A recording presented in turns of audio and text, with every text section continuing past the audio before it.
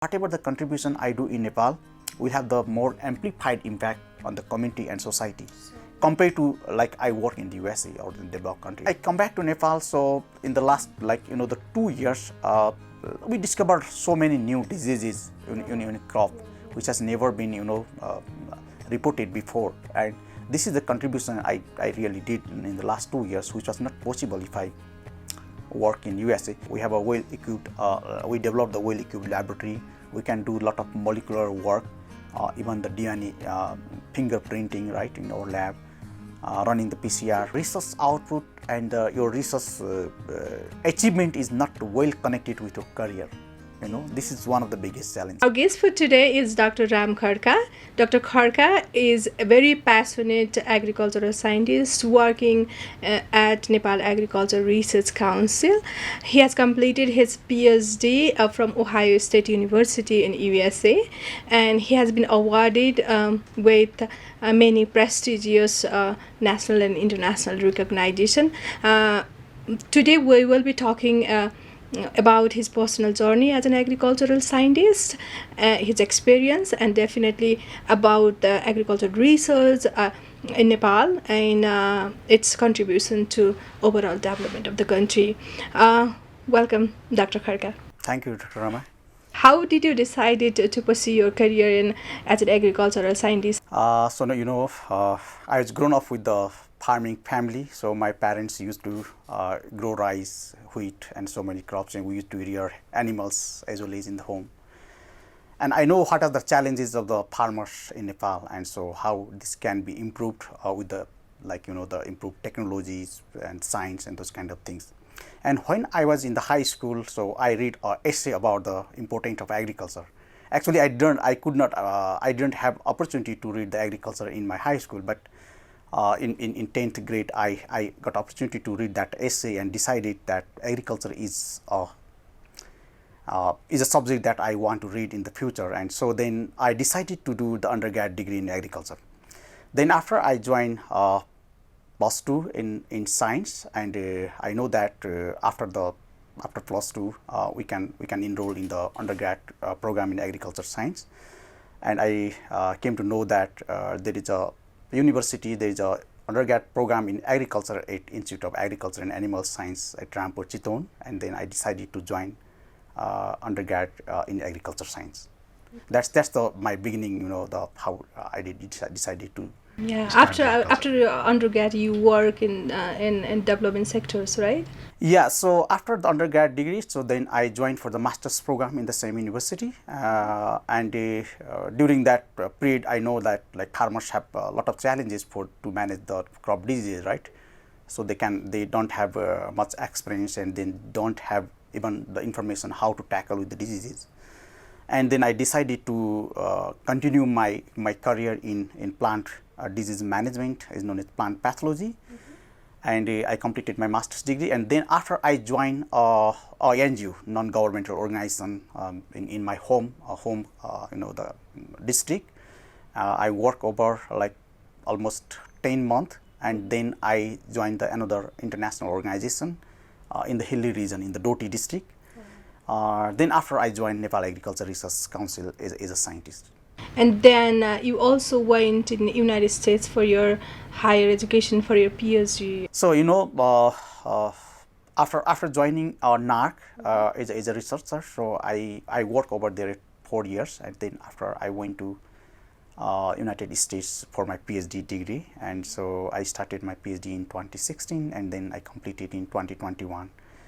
And then I decided to come back to Nepal and resume my position in NARC as a scientist. We usually say that agriculture is a backbone of Nepalese economy, and we even in our civilization we say that Krishi Mulasya Jivanam. But do you really feel like that? And you were in abroad in the United States. Like, how do you recognize the field of agriculture? So yeah, as you told that like agriculture is very important, not only for our economic, the economic perspective, but also for culture is also mostly related to the agriculture, So we have a very low literacy rate compared to the developed country, and so the agriculture would be one of the sector that we can provide a lot of employment opportunity, and we can transform the the economic status of the country. And also it is equally important for our food and nutritional security, right? So lot of peoples are undernourished, and so even so many people in the remote area, they don't get enough food to survive. And so this is the sector, if we can change and we can transform our economy as well as lifestyle. As you experience agriculture sector in Nepal and the United States, did you find any differences on that? Yeah, there are a lot of differences, so in this country, so many people are involved in agriculture. There are like more than 60%. This data this time indicate that more than 60% people are involved in agriculture. But in the developed country, there are very few people are involved in agriculture. Even they can feed their own population, as well as they can have a lot of potentiality to export and provide the food to the people outside the country. But in our case, so many people are involved in agriculture, but even we are not self-sufficient in the food and nutritional supply, right? So our farming system is mostly the subsistence type. People just grow rice or like crops, and these crops are not even sufficient to feed their own family. And we use very primitive type of agriculture practices, and so our land holding is quite small, and we don't have like good mechanization part, and so our production is not is enough to feed our family as well as our population. But in the developed country, we can see there are mechanization. They use the high tech, high level technologies. They use the very high yielding varieties. And they have also the very good infrastructure in agriculture. For example, they have a good irrigation facilities. They use a lot of fertilizers and other the plant protection measures, and have a good yield. As an agricultural scientist, how do you feel, or how do you recognize agriculture research area in Nepal? So the research is one of the very important perspective in agriculture. The agriculture technologies are mostly affected by the local climate, even the local socio-economic condition of the farmers, and so many factors contribute for the success of any agriculture technology. Is not like the physical or the chemical, like chemistry or physical science, right? So those theory and principle can work anywhere in the world, but agriculture technologies or the agriculture technologies have to be tested in the local condition. And they are mostly influenced by the local climate, as well as the socio-economic condition of the people. So agriculture research is very important to enhance the productivity, to provide the right techniques to the farmers, as well as to solve what are the challenges the problem in agriculture. So that is very important. So in our perspective, in our condition, one of the biggest challenges, we have agriculture research and extension are the three pillars of agriculture development, right? So these three pillars are in separate umbrella. Yes. So that means there is a very few interaction between those three pillars of agriculture: research, extension, and education. So what is you need to do, right? So extension generally take the technology generated in research to the farmers' fields, and also it collect the problem what is important for the research and bring back to the research institute towards the research scientists, and then research scientists again work on those issues and develop the technologies to solve those problems. So this is mostly should be very interactive things. Similarly, if the new graduate or the students are coming up, they have to be aware with what are the major issues of agriculture and how these issues can be solved by the researchers. What are the technology we have, and those kind of things they have to be educated, right? So if there is not proper interaction between these three pillars, the education system is not could not be well focused in our issue and our challenges, and even the extension might not be well backed up by the research. Then we don't think there will be the good output from the in the agricultural development, right? Yes, definitely. Like as you told, like the research extension and education in agriculture sector is led by different institutions, like universities, which even belongs to Ministry of Education, lead the education sector, and Nepal Agriculture Research Council research, and then the other institution within agriculture ministry lead the extension, and many people identify there is a lack. You have an experience in United States. It's in land grant university at Ohio State University. So I believe that there were all these three components together in an university, right?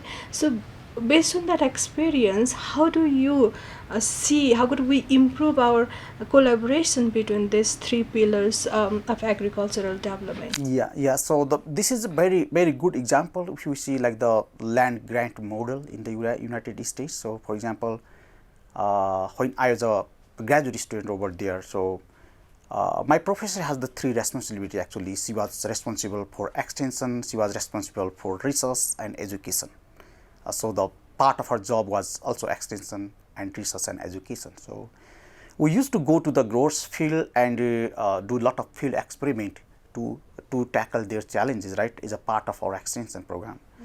And also we do a lot of researches in the greenhouses, in the fields.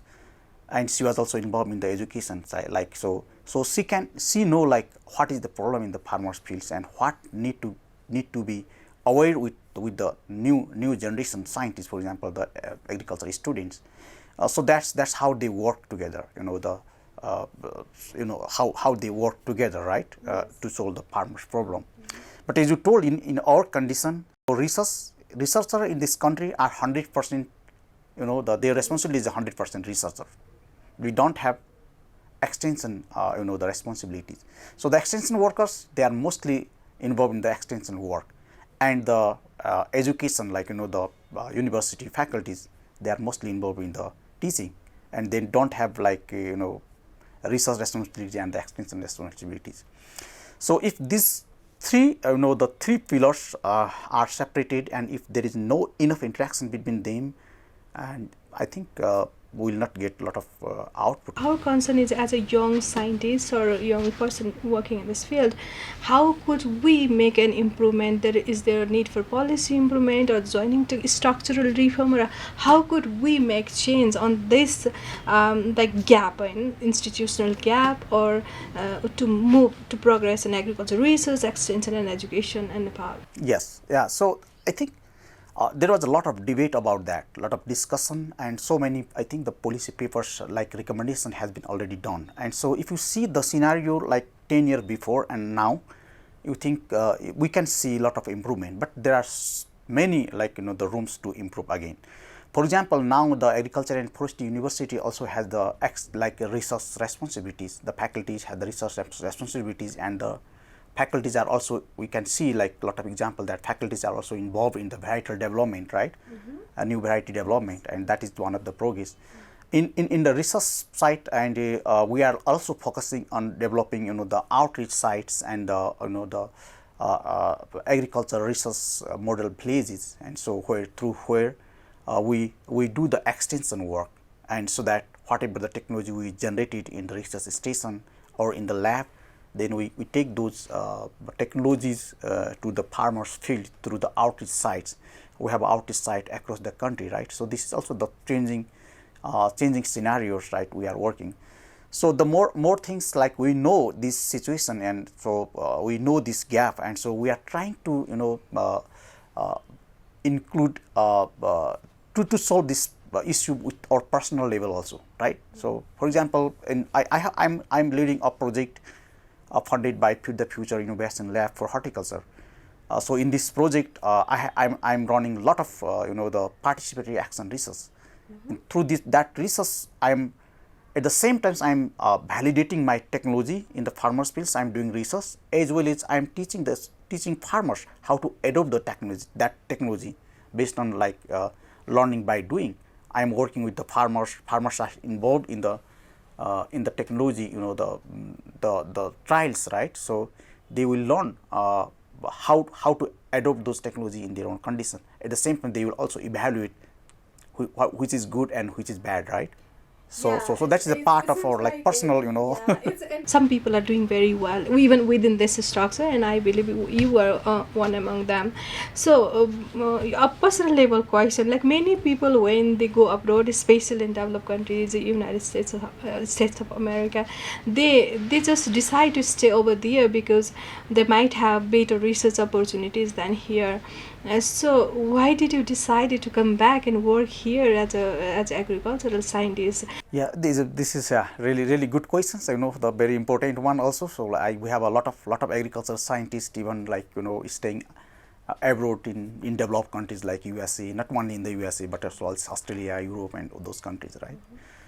So yeah, so in fact, like I was working with Nepal Agriculture Research Council, so I was in the sabbatical leave, and so then I don't have any, you know, any problem when I come back to Nepal, and I don't need to source the job. That is fact, you know, that is the fact.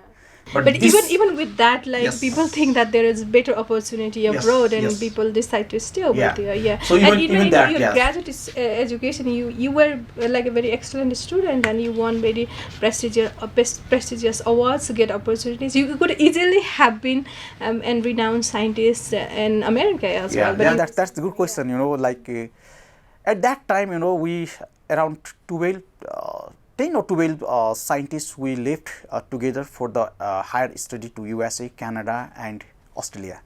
So only we two come back to Nepal after completing our study. That's the good question. So yeah, yeah. So the one of the things, why did I come back? Because I have a job here, and so I don't worry about the work environment. This could not be the case for everyone, especially the fresh student who go abroad for higher study, and after completing their study, if they want to come back to Nepal, they should have like questions, you know, like what I'm going to do in Nepal if they don't have the job. That is one thing. And so the another thing is, you know, on the basis of the contribution, right? So whatever the contribution I do in Nepal will have the more amplified impact on the community and society compared to like I work in the USA or the developed country, right? So the things are already insaturated, right, in USA and those developed countries. I mean, there is always a scope for improvement, but definitely there are some, like, there are lots of things to be done in Nepal. As a scientist, you could contribute more. Yeah. So when I come back to Nepal, so in the last, like, you know, the 2 years, we discovered so many new diseases in crop, which has never been, you know, reported before. And this is the contribution I really did in the last 2 years, which was not possible if I work in USA. My personal life could be better compared to Nepal. So my kids would have the better opportunity to get the good education, you know, like those kind of things. But the another part, if you see like what you did would be like better in Nepal. Yeah, I mean, like the purpose of life, right? I mean, like, I saw recently in news that you have identified viral disease in lentil, and like, what are the major contribution that after your graduate education in the United States, what are the significant research and output that you make in Nepalese agriculture in field of pathology? Yes. So yeah. So professionally, I'm a plant pathologist. I work in the plant disease, especially the crop disease, and then their management. So how to tackle those diseases, right? So this is my area of research. If you see, so if you don't know which pathogen, what is the problem? So, you know, there is a very popular quote that if you know the problem, then you did 50%, you have a 50%, like, you know, the solution, right? So if you don't know the problem, so what do you do for the solution, right? So so in last 2 years, so when I was going to the farmers field and talking with the farmers and visiting the farmers like farm, so we saw so many new diseases, you know, and so identification of those diseases, why those diseases are developed and what is the causative agent for the disease. Then you can think about how to manage those diseases, how to tackle those diseases, right? So in last 2 years, personal level, we reported so many new diseases in this spread. So we have a we developed a well-equipped laboratory. We can do a lot of molecular work, even the DNA fingerprinting, right, in our lab, running the PCR. For the Usually, pathogen. like people complain about the research facilities that, like when we talk about the scientists, if we go back, maybe we don't have research facilities that where we could really excel our scientific work. How did you manage that? So actually, I think there are some like good things in Nepal. So you have an opportunity to get like you develop the lab facilities. For example, in my case, so so the government have some program like to support with the equipment, and at the same times, like you can also apply for the the international funding opportunities, and through that we develop the lab. So the problem, I don't think like there is a lot of challenges to get the equipment or to get the like the capital item, right? So in the lab, but the challenges is to get the reagent and the running the materials, for example chemicals, those kind of things are quite challenging, so yeah, I see a lot of challenges for that one. So for example, I was, like compared to the developed country, you need to pay a lot of more money to get those the same the reagent. For example, I was trying to buy some of the chemicals this year to run some of the sequencing facilities in my lab.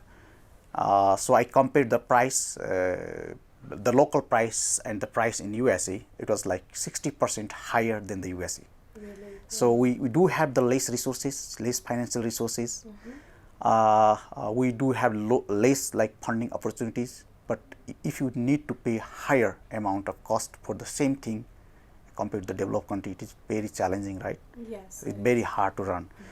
But in my case, I was lucky that we got opportunity, we got funding from the international agencies, and so so that we are able to manage those things. And now we have a well-equipped laboratory. Even we can do the sequencing. The very high tech, like even you can see in the developing country, this type of facility may not be possible, right? So we can do sequencing in house in our lab. We do a lot of PCR and those kind of things. No, when I visited your lab, I see lots of students, like around 20 students working in lab. I see, wow, it's a great. But like we don't usually like do marketing of our work in a sense that like people say like, is there any agricultural research going on in Nepal? Like, and yes, some people are doing very well, right? So like I think we need to talk about this more to let people know that there is a scope. Yes. That we can work here together, and there is need to work, because within this small country, so we have lots of diversity and then lots of needs to improvement, right? That's the things, and I really appreciate you what you are doing. So did you feel any barriers, personal, institutional? Yes, yeah. Very nice question. First, I want to go with the positive things that in Nepal. So one of the things, a lot of students are working with me, and so awesome. So this is very good good for us, because even in the developed country, if you want to recruit the students, you need to pay a lot of money. It's expensive. It's very expensive, and even you will not able to find, right? Yeah. So here you don't need to pay a lot of money. So the lot of students come here as want to do the volunteer. Even we don't have enough space to accommodate all of them. And some of the students are quite brilliant, and if you very few instructions, they can run like run the program, right? So my students can run PCR independently. They have undergrad degree, but they can run PCR independently. So I don't need to tell them like every step, right? So I taught them in the beginning, but they can run independently. So this is the opportunity I see, right? But the challenges is being a scientist in the developing countries, especially in the government. Yeah. I'm not sure like what is the situation in the other sector, but in case of the agriculture sector, still the the research output and your research achievement is not well connected with your career. This is one of the biggest challenge. So if you do the good publication, if you have the good achievement, that should be connected with your the career advancement, in fact with your payment also, right? So in the most of the times, the scientists are struggling to get funding just to publish the article in the good journal. You need to pay for that, right? So even we don't have the opportunity for that one. So we need to ask someone else outside the country, please could you pay for this one to publish this journal if you have the good research output. These are also the challenges. So that if the government or policy will not make any significant changes on this policy level to recognize the research output, to provide the the opportunities is the scientists, to provide them like more free environment to the research, it will not work. Yeah. So that's just the self motivation is one part. Yeah. If you are self motivated, you can do, but it always will not work, right? Yeah, that doesn't work for all, right? Yes, yeah. Sometimes like if you are lucky enough and like the situation favors, like Yeah. you might be able to contribute. Sometimes like if the institution is not strengthened enough, yeah. then like not all people can flourish. So that's the barrier. Like agricultural research itself has a high revenue. I mean, like it's very important to advance technology and solve the farmers' problems. The government of Nepal has recently, from this year, like declare this decade as an investment in agriculture decades. When the budget comes and then the budget in agricultural sectors again shrink, what should we do in agriculture research for investment fundings? How should they facilitate it from the government sector?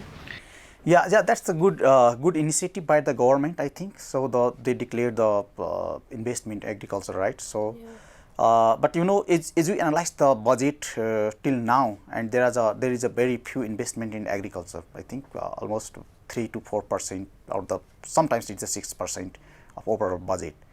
And if you compare the investment in the research is quite low. If you compare with the total budget, the investment in agriculture research is less than 1%. And if you compare that budget with the budget of Ministry of Agriculture, right, so the almost 3 to 4% of the total budget, right?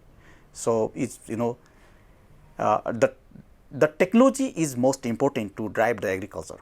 If there is no technologies, if there is no variety, if there is no breed, how you can tackle with the new issue, how you can increase the productivity. So right, so this is very important.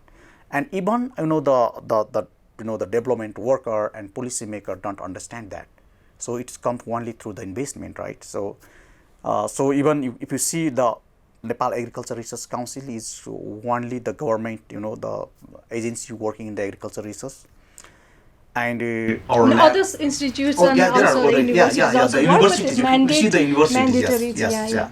So the universities are also involved in. But if you only see like NARC has the better environment for research compared to the university. If you compare right now, because in the university's main focus is in the education, but research is also equally important. If you see the infrastructure in NARC is still quite primitive type, the quite old, outdated, and so that need to be transformed, right? Then there come the scope of investment. If you really want to invest in agriculture, Yes, and if you want to make the investment decade successful, invest in agricultural research. Research And and education. Infrastructure, the lab equipments, the more like the investment in scientific research and funding for the researcher and all this, the publication, all these things. Yes. There is a scope, Yes. and that should be done like that, right? So And another perspective, at least the education should be well connected with the research. I know like there's some personal collaboration that's going very well in some situation, but kind of disconnected in some way. Like NARC is autonomous organization within Ministry of Agriculture, and universities and Ministry of Education. And they have like one has a research mandate, one has an education mandate. Universities are struggling for the funding and research, and the student does not have enough funding, faculties doesn't have enough funding and instruments in agriculture research. So how could we make it work together? Yeah, so I think this could be possible either with like the institutional level, the memorandum, like understanding and type of the agreement between two. But the best way, if they can follow, they can follow and make a new guidance that research and education is a single wings of the government.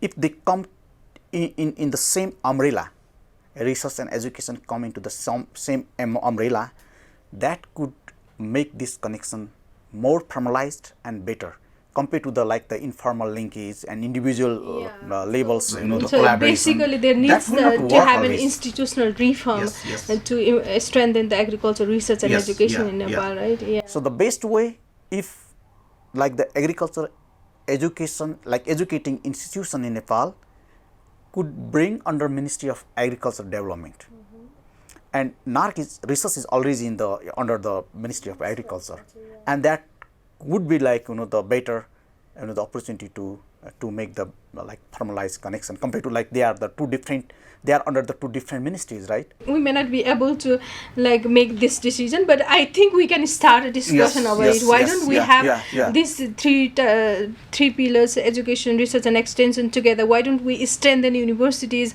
as a land grant model? That's Yes. we need to raise this question, because Exactly. until or unless we do Yes. it, it's very difficult for us Yes. to solve the problem in Yes, agricultural yeah, sectors, yeah, right? yeah. So Even in that condition, the university can take the responsibility of agriculture, the development in the country. They can also utilize some of the fund from the ministry to develop the technology and extend the knowledge towards farmers field, right? yeah. So, for example, if we talk the neighboring countries in India, so all the agriculture universities are under our Department of Agriculture, Research and Education. That is under Ministry of Agriculture, and all the the ICR, Indian Council of Agriculture Research, and all the state agriculture universities work together under the same umbrella. So even you talk about the in the USC system, like the land grant university, they work for education, research, and extension, right? Under the same umbrella.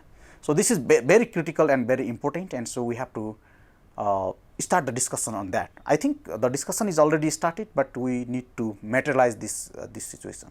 Yeah, Nepal.